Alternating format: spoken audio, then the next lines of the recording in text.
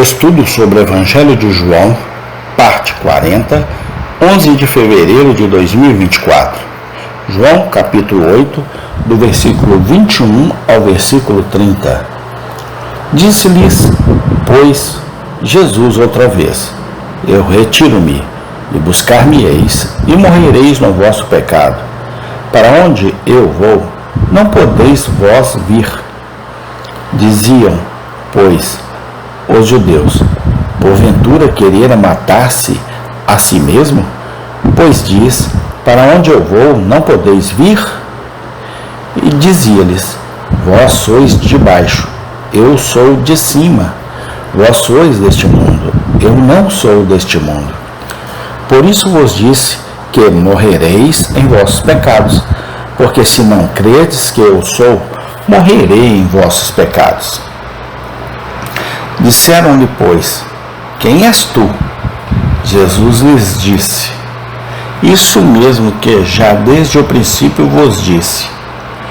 Muito tenho que dizer e julgar de vós, mas aquele que me enviou é verdadeiro, e o que dele tenho ouvido, isso falo ao mundo. Mas não entenderão que ele lhes falava do Pai. Disse-lhe, pois, Jesus: quando levantardes o Filho do Homem, então que conhecereis que eu sou, e que nada faço por mim mesmo, mas isto falo como meu Pai me ensinou. E aquele que me enviou está comigo. O Pai não tem me deixado só, porque eu faço sempre o que lhe agrada. Dizendo ele estas coisas, muitos creram nele. João 8, 21 a 30. Esta passagem contém coisas profundas, tão profundas que não temos linha para entendê-las. À medida que a lemos, devemos nos lembrar das palavras do salmista. Seus pensamentos são muito profundos. Salmo 92, 5. Mas também contém, nos versículos iniciais, algumas coisas que são claras e inconfundíveis. A este vamos dar nossa atenção e enraizá-los firmemente em nossos corações. Aprendemos, por um lado, que é possível buscar a Cristo em vão. Nosso Senhor diz aos judeus incrédulos: vocês me buscarão e morrerão em seus pecados. Ele quis dizer, com essas palavras, que os judeus um dia o procurariam em vão. A lição diante de nós é muito dolorosa. Quer um Salvador como o Senhor Jesus, tão cheio de amor, tão disposto a salvar, seja sempre buscado em vão? É um pensamento doloroso. Ainda assim é. Um homem pode ter muitos sentimentos religiosos em relação a Cristo, sem nenhuma religião salvadora. Doença, aflição repentina, medo da morte, falta de fontes usuais de conforto, todas estas causas podem extrair de um homem uma boa dose de religiosidade. Sob a pressão imediata desses, ele pode fazer suas orações com fervor, exibir fortes sentimentos espirituais e professar por um tempo buscar a Cristo e ser um homem diferente. E, no entanto, durante todo esse tempo, seu coração pode nunca ser tocado. Retire as circunstâncias peculiares que o afetaram e ele pode retornar imediatamente aos seus velhos hábitos. Ele buscou a Cristo em vão, porque o buscou por motivos falsos e não de todo o coração. Infelizmente, isso não é tudo. Existe um hábito estabelecido de resistir à luz e ao conhecimento, até que busquemos a Cristo em vão. A Escritura e a experiência provam igualmente que os homens e mulheres podem rejeitar a Deus até que Deus os rejeite, e não ouvirão suas orações. Eles podem continuar sufocando suas convicções, apagando a luz da consciência, lutando contra seu próprio melhor conhecimento, até que Deus seja provocado a entregá-los e deixá-los em paz. Não é à toa que essas palavras são escritas. Então, Eles me invocarão, mas eu não responderei. Eles me buscarão de madrugada, mas não me acharão, porque eles odiaram o conhecimento e não escolheram o temor do Senhor. Provérbios 1, 28, 29. Esses casos podem não ser comuns, mas são possíveis e às vezes são vistas.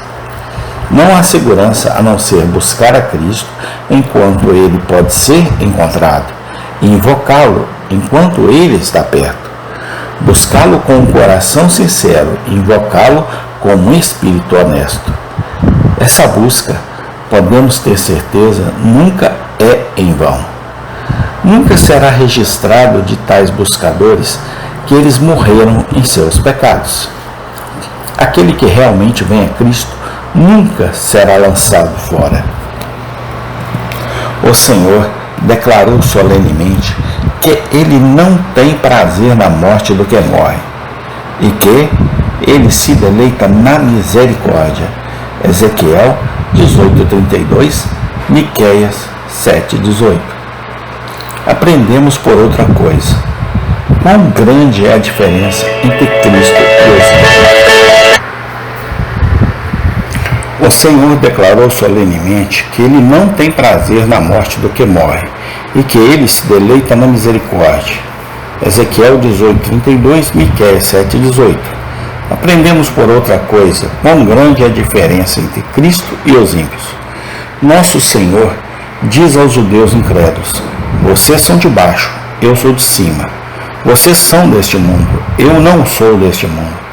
Essas palavras, sem dúvida, têm uma aplicação especial ao próprio Senhor Jesus Cristo. No sentido mais elevado e literal, não houve senão alguém que pudesse verdadeiramente dizer: eu sou de cima, não sou deste mundo. Aquele que veio do Pai e era antes do mundo, sim, o Filho de Deus. Mas há um sentido inferior, no qual estas palavras são aplicáveis a todos os membros vivos de Cristo. Comparados com a multidão impensada ao seu redor, eles são do alto, e não deste mundo como seu mestre. Os pensamentos dos ímpios são sobre coisas abaixo. As afeições do verdadeiro cristão estão fixadas nas coisas do alto. O ímpio está cheio deste mundo. Seus cuidados, prazeres e lucros absorvem toda a sua atenção. O verdadeiro cristão, embora no mundo, não é dele. Sua cidadania está no céu e suas melhores coisas ainda estão por vir. O verdadeiro cristão fará bem em nunca esquecer esta linha de demarcação. Se ele ama sua alma e deseja servir a Deus, deve contentar-se em encontrar-se separado de muitos ao seu redor por um abismo que não pode ser passado. Ele pode não gostar de parecer peculiar e diferente dos outros, mas é a consequência certa da graça reinando nele. Ele pode achar que isso lhe traz ódio, ridículo e discursos duros, mas é o cálice que seu mestre bebeu, do qual seu mestre avisou todos os seus discípulos. Se você fosse do mundo, o mundo amaria os seus, mas porque você não é do mundo, mas eu te escolhi do mundo, por isso o mundo te odeia. João 15:19. Então, que os cristãos nunca se envergonhem de ficar sozinhos e mostrar suas cores. Ele deve carregar a cruz se quiser usar a coroa. Se ele tem dentro de si um novo princípio de cima, deve ser visto. Aprendemos por fim, quão terrível é o fim a que a incredulidade pode levar o homem e a mulher. Nosso Senhor diz aos seus inimigos: se vocês não crerem que eu sou Ele, morrerão em seus pecados. Essas palavras solenes são investidas de solenidade peculiar quando consideramos de cujos lábios elas vieram. Quem é este que fala de homens morrendo em seus pecados, não perdoados, impróprios para encontrar Deus? De homens indo para outro mundo com todos os seus pecados sobre eles. Aquele que diz isso não é outro, senão o Salvador da humanidade, que deu a vida por suas ovelhas, o amigo dos pecadores amorosos, gracioso, misericordioso e compassivo. É o próprio Cristo, que este simples fato não seja esquecido. Estão muito enganados aqueles que supõem que é duro e indelicado falar de inferno e punição futura. Como essas pessoas podem superar uma linguagem como aquela que está diante de nós? Como eles podem explicar muitas expressões semelhantes que nosso Senhor usou?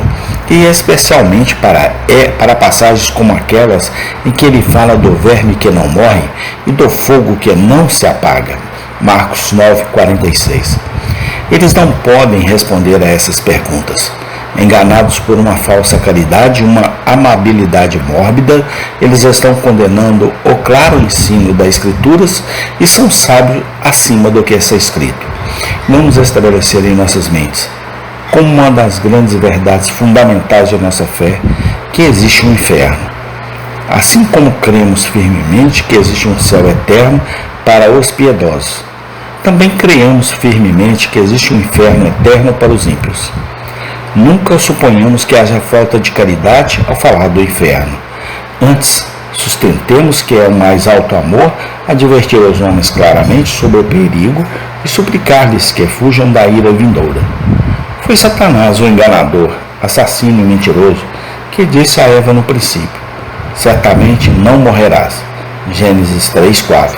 Evitar dizer que os homens, que a menos que eles creiam que morrerão em seus pecados, pode agradar ao diabo, mas certamente não pode agradar a Deus.